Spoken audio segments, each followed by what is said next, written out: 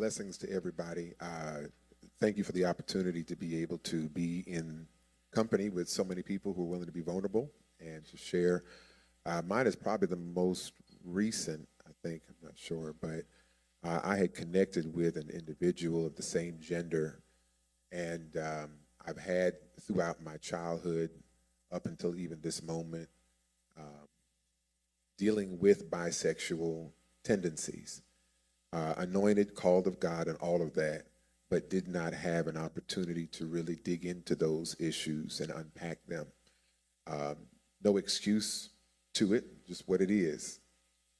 I connected with an individual. It's what they call a sneaky link. All right. Yeah. And in that moment, he recorded it. I was aware of the recording. Prior to it was asked if he could record, and I thought it would be for his personal pleasure, so to speak. Again, I preface this all by saying it was not right, it was wrong, but that's where I was in that moment. I had to acknowledge where I was. Later on that same day, he posted it. He's a content creator. So this is someone who does this as their main or one of their sources of income or whatnot. I called him immediately when I was made aware of it and said, "Why did you do that? Please take it down. I didn't give consent for that, etc." He hung up on me. I called back and he had blocked me. That was the last I'd ever heard from him. That evening, you can imagine, I did not sleep.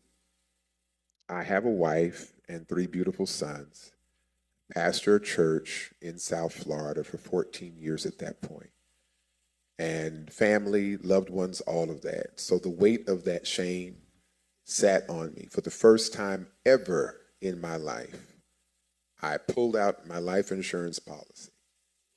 And while church folk laughed at it, while friends distanced from me, I contemplating getting rid of myself. This is the first time I'm saying much of this openly at all, so bear with me if I'm a little shaky about it. Um, Thank you. This is powerful. at the end of that night, I wrestled and I said, well, I thought of my sons. And I said, well, do they live with the shame of having a father who's infidelity of that nature? Because, there's usually grace for heterosexual falls. But when it comes to the same gender, homosexual, what does the scripture say? You can fall 7 times, get up. But most folks have their preferences to how you're allowed to fall. Yeah.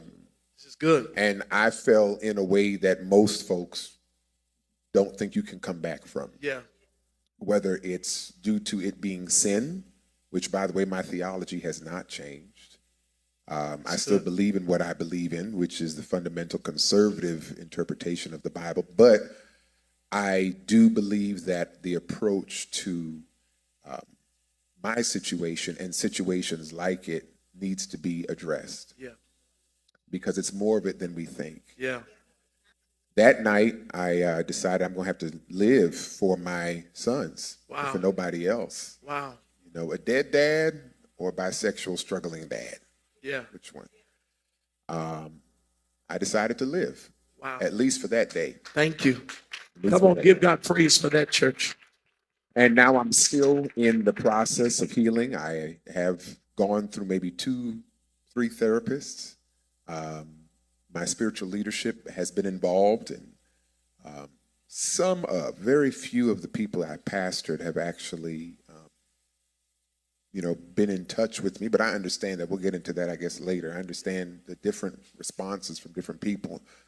But now I live here in Atlanta, and I am teaching back in the classroom, which was my original profession, and doing some other things in terms of side hustles, as they would say, trying to make up the difference from going from full-time ministry of a growing church to now being the poster boy for what goes wrong when you think you're secure and you're not.